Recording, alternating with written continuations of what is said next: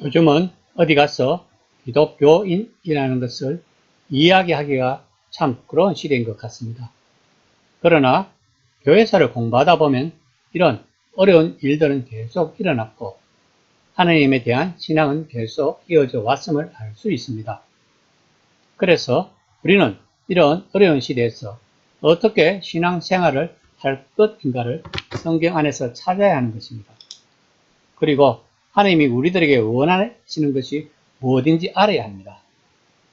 이런 어려운 시대에 필요한 신앙은 하나님을 신뢰하는 부활신앙인 것입니다. 부활신앙은 우리가 죽어서 천당에 가는 것을 믿는 신앙이 아닙니다. 부활신앙은 우리가 살아서 하나님을 신뢰하고 믿는 신앙이라는 것을 알아야 합니다. 오늘 본문 말씀은 예수님이 세례를 받는 것과 예수님의 족보에 관하여 이야기하고 있는 내용입니다. 21절에서 22절 말씀입니다. 백성이 다 세례를 받으세 예수도 세례를 받으시고 기도하실 때에 하늘이 열리며 성령이 비둘기 같은 형체로 그의 위에 강림하시더니 하늘로부터 소리가 나기를 너는 내 사랑하는 아들이라 내가 너를 기뻐하노라 하시더니 예수님이 요한에게 받으신 것은 물 세례입니다. 예수님은 자신이 성령 세례와 불 세례를 주시는 분이신데 누가는 왜 예수님이 물 세례를 받는다고 이야기하고 있는 걸까요? 어느 누구도 예수님이 물 세례를 받지 않고 기적을 일으키고 하나님의 아들이라고 선포해도 아무도 상관하지 않았을 텐데 말입니다. 그럼 누가가 이야기하고 싶은 것은 무엇일까요? 아마도 기독교는 체계적인 종교라고 말하고 싶은 것이 아닐까요? 무당들은 신을 받으면 금방 무당이 됩니다. 그리고 용하다는 소리를 듣습니다. 그러나 기독교는 하나하나씩 그 과정이 있습니다. 그 계단을 하나하나 밟고 올라가야 하는 것입니다. 다만 사람에 따라서 그 계단을 빨리 가는 사람이 있고 늦게 올라가는 사람이 있을 뿐입니다. 예수님 또한 물 세례를 받으시고 40일간 강야에서 시험을 받으셨습니다. 그리고 예수님은 공생애가 시작하기 전에는 아주 밑바닥 인생을 살으시면서 민초들의 아픔을 몸소 체험을 하신 분이십니다. 우리는 신앙생활을 하면서 예수님처럼 기적도 행하고 내가 전하는 복음을 많은 사람들이 받아들일 것을 기대하고 있습니다.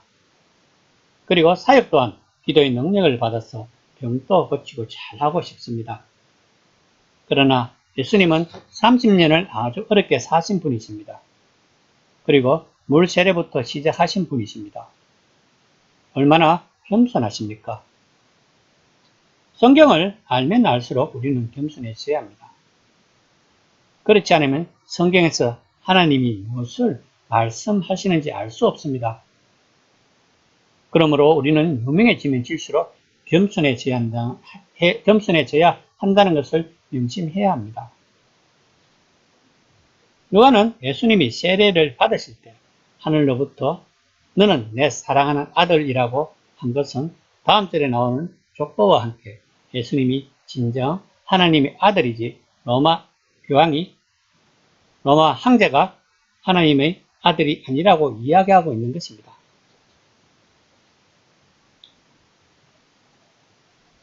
23절에서 38절까지 말씀은 예수님의 족보에 대한 내용입니다.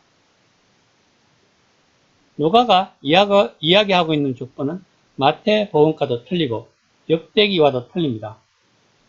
우리는 성경책을, 역사책을 읽으면 곤란합니다. 성경은 신앙을 위한 책입니다. 그러면 그 성경을 읽는 첫 독자가 누구인가를 알아야 합니다. 그래야만 그 뜻을 알 수 있기 때문입니다. 역대기는 포로기 이후에 쓰여졌습니다. 그러면 첫 독자는 포로기 이후의 이스라엘 백성인 것입니다. 역대기는 1장에서 9장까지 족보가 이어지고 있습니다. 그러면 역대기에서는 왜 이렇게 족보를 상세하게 기록하고 있는 걸까요? 이 당시 이스라엘 백성들은 무슨 생각을 하고 있었는가를 우리는 알아야 합니다. 이들은 하나님께 잘못하여 이스라엘이 멸망했다고 생각하고 있었습니다. 그러므로 이들은 앞으로 어떻게 살아가야 할지, 아직도 우리들은 하나님의 백성일까 하는 정체성이 혼란한 시대였습니다. 그래서 역대기에서는 이스라엘 각 지파의 족보까지 세밀하게 기록함으로써 우리는 하나님께 선택받은 하나님 나라의 백성들이라는 정체성을 강조하고 있는 것입니다. 유대인들이 보는 히브리 성경에서는 역대기가 제일 마지막에 나옵니다. 이것은 아직도 유대인들은 역대기가 계속되고 있다는 것을 의미합니다. 왜 그럴까요? 그들은 아직도 메시아가 도래하지 않았다고 믿기 때문입니다. 그들은 예수님을 진정한 메시아로 인정하지 않습니다. 그러면 마태복음과 누가복음의 족보는 왜 틀린가를 알아야 합니다.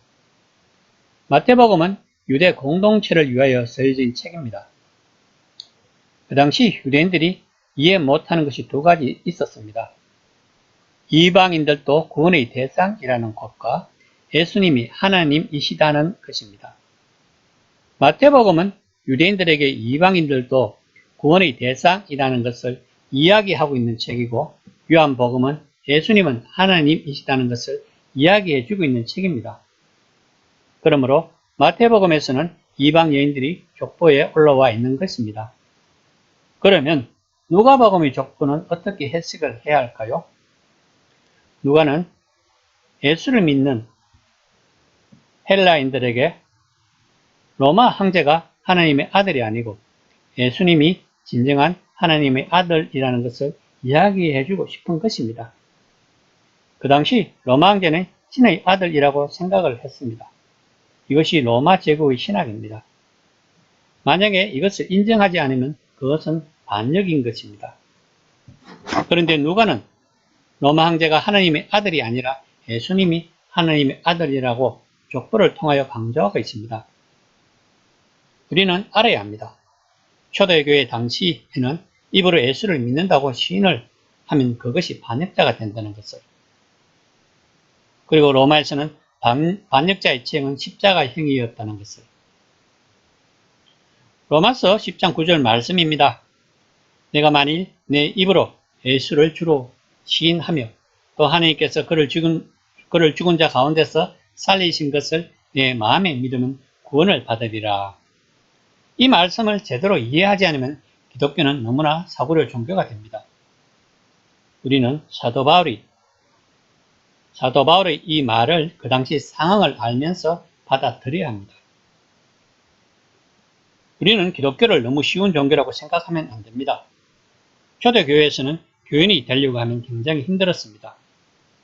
2, 3년을 두고 보면서 그 사람이 거듭남을 확인하면서 세례를 주었습니다.